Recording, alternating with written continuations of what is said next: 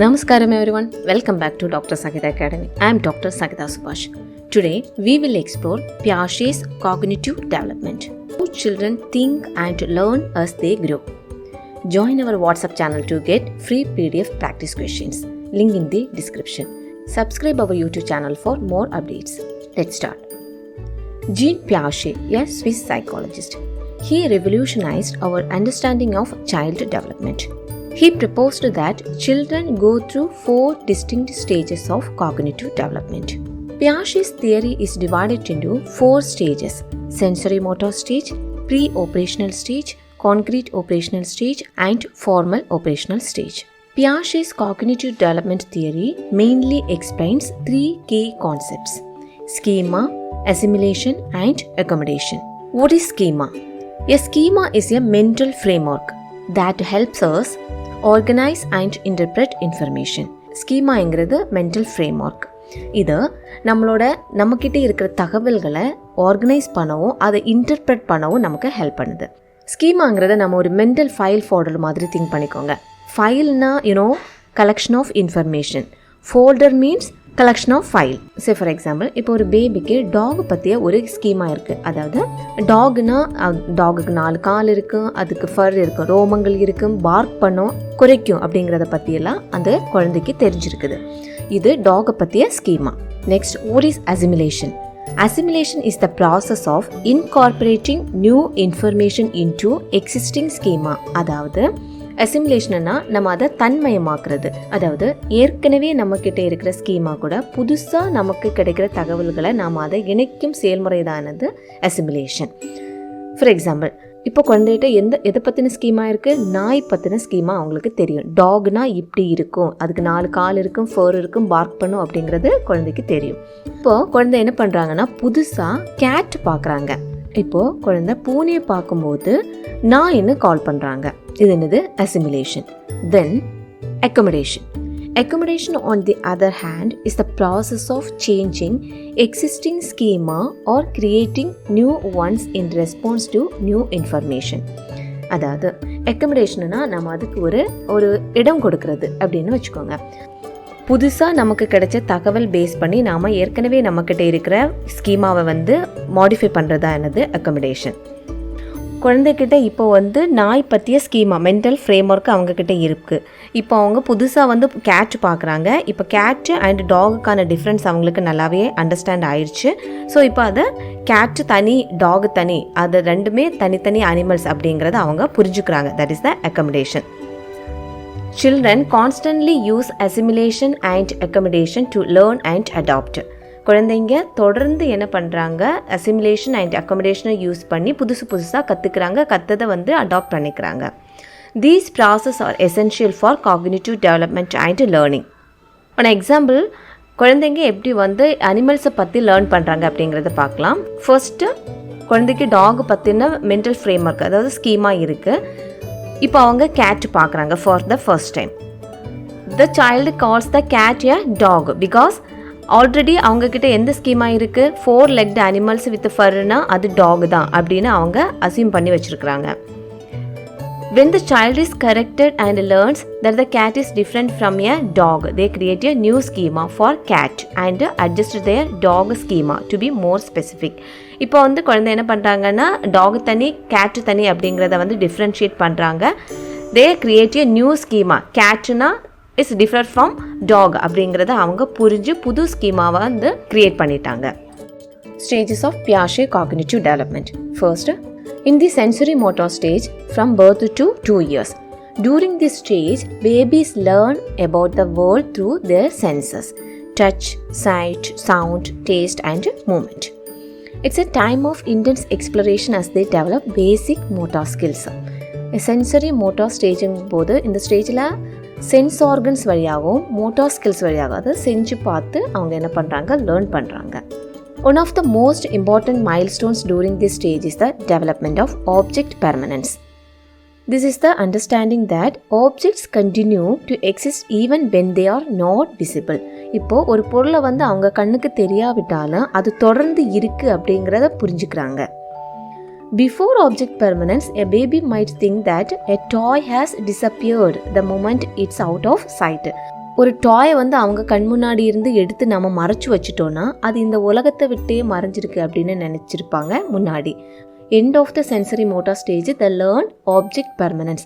நம்ம கண் முன்னாடி இருந்து அந்த டாயை எடுத்து மறைச்சு வச்சுட்டாலும் அது இன்னுமே இங்கே தொடர்ந்து இங்கே தான் இருக்குது அப்படிங்கிறத குழந்தை புரிஞ்சுக்கிறதானது ஆப்ஜெக்ட் பெர்மனன்ஸ். அதனால தான் நம்ம குழந்தைங்ககிட்ட இருந்து ஏதோ ஒரு பொருளை எடுத்து மறைச்சு வச்சுட்டோம்னால அவங்க தேடி வர்றாங்க. Next, we have the pre-operational stage from age 2 to 7. This is when children start to use symbols like words and images to represent objects and experiences. They begin to engage in pretend play. Pretend play means imaginative play. அதாவது ஸ்டிக்கை வந்து ஸ்வாடாக நினச்சி விளையாடுறது, பனானாவை வந்து mobile ஃபோன்னு நினச்சிட்டு விளையாடுவாங்கள்ல, so அதெல்லாம் வந்து என்னது pretend play. And they also develop language skills. However, children in this stage are still egocentric. Egocentric means they find it difficult to understand that other people can have different perspective. மற்றவங்களுக்கு வேறு மாதிரியான different perspectives இருக்குது அப்படிங்கிறத குழந்தைங்க உணர்ந்து கொள்ள மாட்டாங்க. For example, இப்போ எங்கிட்ட ஒரு டாய் கார் இருக்குது அப்படின்னா, கார் எனக்கு ரொம்பவே பிடிச்சிருக்கு, அதனால எல்லாருக்குமே இந்த கார் பிடிக்கும், இந்த கலர் எனக்கு பிடிச்சிருக்கிறதுனால மற்றவங்களுக்கு இந்த கலர் பிடிக்கும் அப்படின்னு தான் திங்க் பண்ணுவாங்க. இல்லை அவங்களுக்கு வந்து வேறு மாதிரியான வியூஸ் இருக்குது, வேறு மாதிரியான பெர்ஸ்பெக்டிவ்ஸ் இருக்குது அப்படிங்கிறத திஸ் கை வந்து புரிஞ்சிக்கவே மாட்டாங்க. ஸோ அதானது egocentric stage. Then they also struggle with conservation. Conservation means the idea that quantities don't change just because the shape or appearance does. Concept of conservation அப்படின்னா, 2 கிளாஸ் ஒரே மாதிரியான 2 class எடுத்து வச்சுருக்கோன்னு வச்சுக்கோங்க.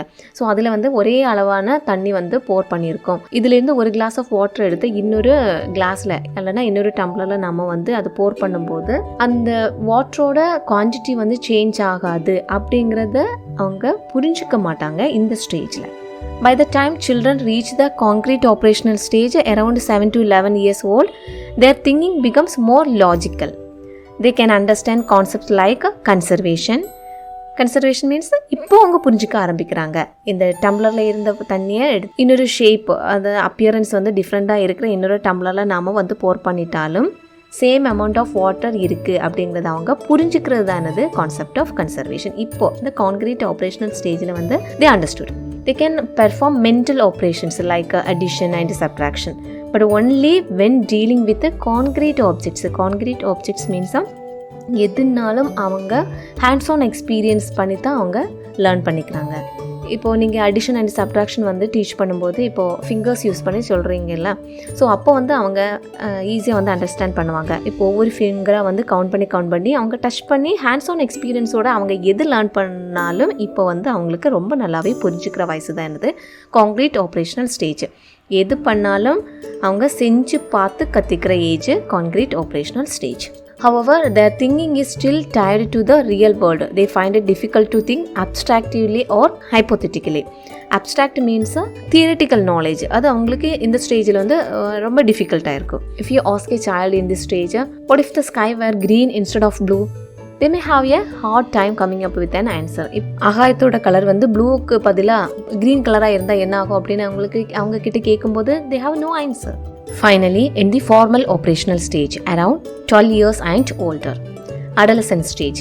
Adolescents develop the ability to think abstractly and hypothetically. இப்போ வந்து அவங்க தியரிட்டிக்கலாக வந்து learn பண்ண ஆரம்பிச்சிட்டாங்க.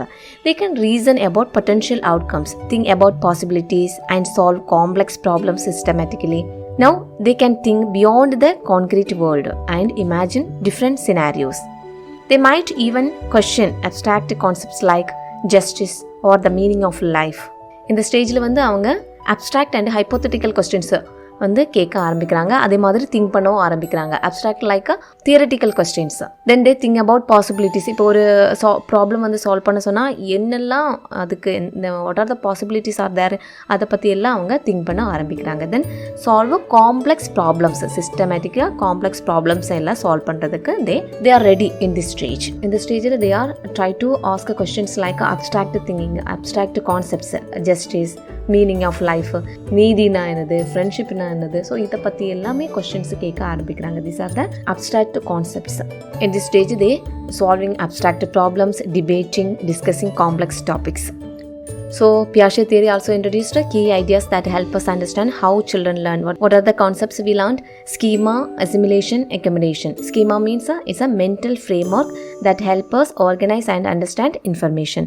What is assimilation? Assimilation is the process of integrating new information into existing schema. Accommodation, changing our existing schemas to incorporate new information. Then impact on education. Piaget's idea have had a huge impact on education. For example, his theory encourages hands-on experiences, interactive learning.